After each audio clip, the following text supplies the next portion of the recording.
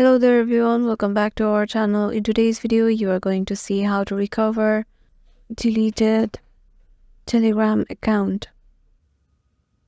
So head over to your let me show you my Telegram application. If here I have already logged in with my Telegram account, and if I head over to my settings, there are some options of just help or just Telegram FAQ, and if you go there, you'll just see that they will give you a layout of Ask a Volunteer. And if you have already deleted your Telegram account, let me tell you in this informative video of ours that Telegram doesn't delete right away once you delete it. It waits for 30 days and it works as a buffer for your deletion. So once you click on delete of your Telegram account, it doesn't delete right away.